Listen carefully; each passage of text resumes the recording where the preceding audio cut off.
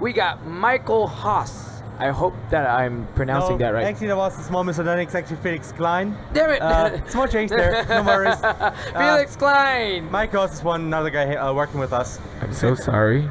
I'm so sorry.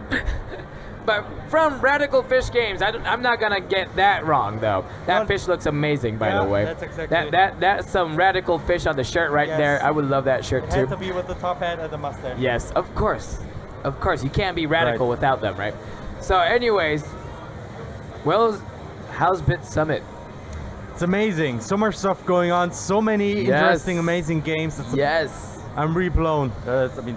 You walk around, there's game there, and it's like not just like screen, like you think like, you know, it's indie games, everybody's just making game for PC. No, there's like crazy game on like how like weird billboards over here, the weird things going over there. It's like really interesting looking around. Yeah, it's so much stuff, and it's kind of a shame that I'm always stuck at my booth presenting our game. I really want to go around, but I have the same problem. Yeah, I have the same problem. It's really a tough time, but it's so fun. It's definitely really fun. See, I'm actually lucky because I can get to sit down and everybody comes to me showing the game. Yeah, you are definitely lucky with that. I don't have to really move around.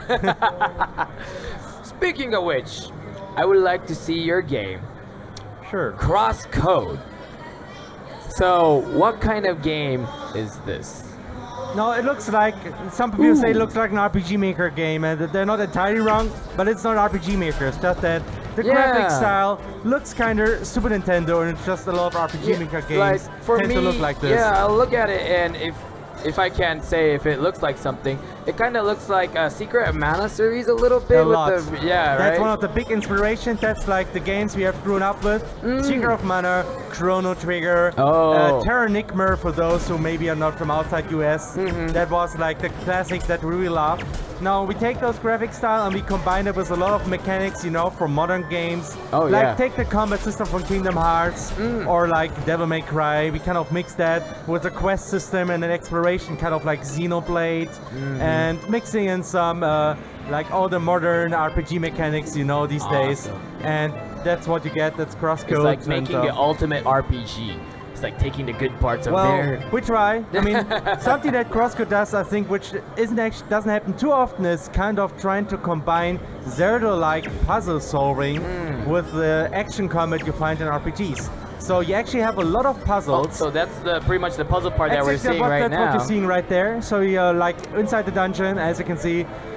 You have those ricocheting bouncing bolts, and you use those to solve all kind of puzzles. You just have to shoot these at the right wall, making them bounce at the right direction through walls. Ricocheting. There's a lot of creative puzzle solving you have in this game. And the funny thing is, it's not only about puzzles. You use the same thing in combat too. So you have a lot of combats that actually demands your thinking and finding the right strategy. And despite all that, the combat is still very fast-paced, and we also got some pretty big boss fights like this one, for instance. Nice. So there's a lot of graphic elements like this in the game. I say it reminds me of the crab battle in Secret of Mana 2 or 3. We also got a crab. Oh my goodness. The giant enemy crab. Yes, we got that too. No, you gotta have a giant crab in an RPG game. Yes. I'm just gonna say that right now. It even has a weak point. It's not an RPG game unless it has a giant crab. Of course. Thank you for having a giant crab. But yeah, I can see it's actually great that you gotta think of, because like some games that's like super really nice, you could just go and hack and slash everybody. But then it gets a little dull when you like kind of don't have to think it. You just kind of press that button and just walk away. Yeah. So it's actually really nice that you can actually walk around, think about it, and it's not like you can. Maybe it's not too obvious sometimes. You're like, I don't know what to do. You die. You get frustrated. But then when you think about it, you're like, okay, maybe I'll try this, and then defeat the boss. Yes. That's like priceless. And that's exactly how CrossCode works all the time, all the way through. Like almost all enemies have a certain weak point that you can find out to make battles much shorter and much easier to handle. So it's not just all about hitting enemies, it's a lot about thinking. And we may have overdone it at some points, that some people say, I just want to hit, I don't want to think, but a lot of other players also love it. So it's just the way how we designed the game. And I'm seeing like there's flashbacks, which means that there's going to be a lot it is an RPG. Of course, there's gonna be a definitely of course, there's crazy a lot story. Of in-depth story and dialogues. Oh yeah. It's just that it was important to us to try something like. There was a unique twist in the story. It's actually a game inside the game story. You know, like .hack, Sword Art it's like Online. .hack or Sword Art Online. Yeah, it's actually more like .hack. That's our actual inspiration here. Nice. It's like you play a character playing a game. This is actually some kind of futuristic MMO, fictional from a distant future called Crosswords, and you play some player in that game who actually cannot talk, which I can say here, like the player just saying hi. Yeah.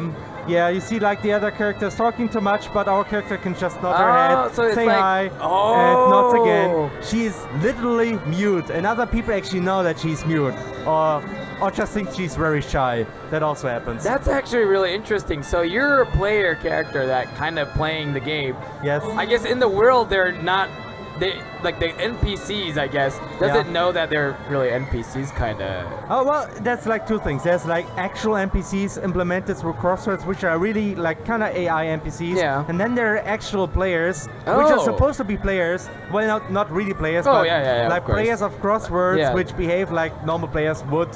And those are characters like Emily, the red-haired girl here. She's supposed to be a player, and she sticks around with Emily, with Lear, the main character. So they meet up early on. They throw most of the adventures together, like here. So that's roughly how it goes, and there's a lot of funny moments because of this unique scenario where you have a literally mute character that can only say certain words, nothing else. I'm thinking like it's gonna be really interesting seeing the communication between all the characters and the main characters as well. Yeah. So this game, it's really interesting. I really want to play it. Can I play it now? Yes, you can, but it's not finished. The thing is, it's an early access, and I know a lot of people don't like that. I fully understand this, especially since like a story-driven game means the story's not complete yet. And so for a lot of people, they don't want to play this yet, and that's fine. But still, if you really want to try it, get into it, have some taste of the gameplay, you can do this right now. You don't have to play it through. You can play the bit, give us some feedback, and we will be very happy about that. And then wait for the... We are also really glad that a lot of people are ready to actually try this game, even though it's not finished yet, and it gives us a lot of valuable feedback, and that's how we can actually balance and optimize the games in a lot of ways that would not be possible without the help of so many players. That's amazing. So with all the feedbacks with the early access, when do you think the ETA would be for the game to actually be done and be like fully released? We are getting really, really close. So the thing is, we last year, end of last year, we thought, maybe June to September 2017. But it doesn't really work out all that much. So we probably have to postpone it a bit further. The thing is, since it's really critical to release a game over Christmas as a small indie title, it will most likely be moved to the next year.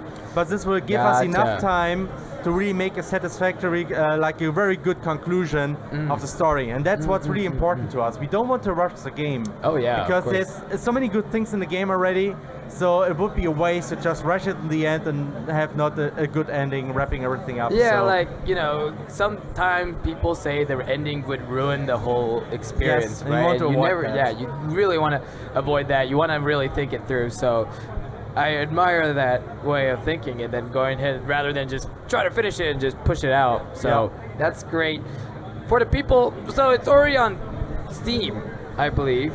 Right? Early access. Only on Windows, or like eventually what platform are you planning on releasing this game? It's already available on Windows, Linux, and OS X. Oh, nice.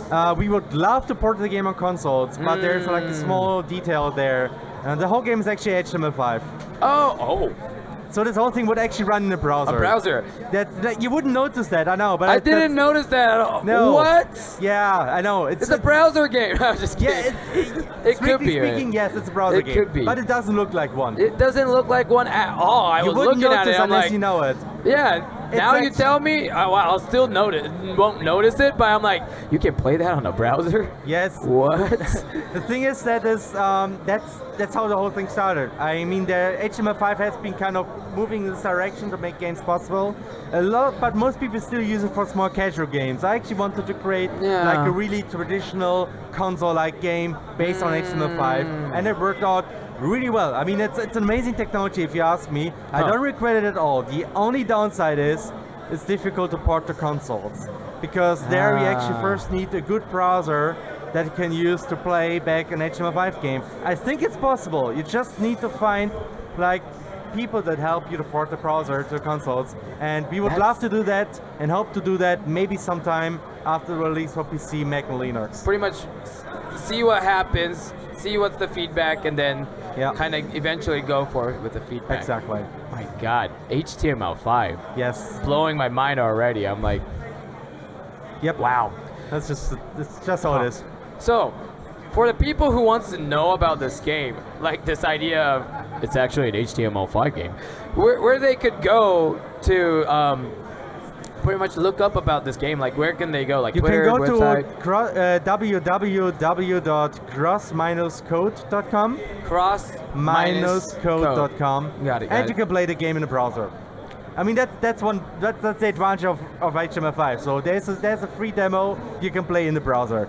So you can play the game there and check it out, and if you like it, you can go to Steam and you can also get the demo there. There's also a Steam demo, because some browsers are actually not very good at playing the game. Chrome works good, Firefox is okay, Internet Explorer maybe not. Awesome. But if you want to be sure, you can also get a free demo on Steam. Awesome. There's a link on the webpage. And then there's early access if you're interested, or you just wait until the game is finished. Amazing. Well, thank you very much again. Yeah, thanks a lot. Awesome.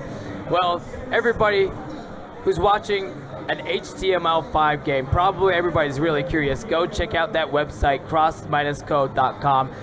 Try it out.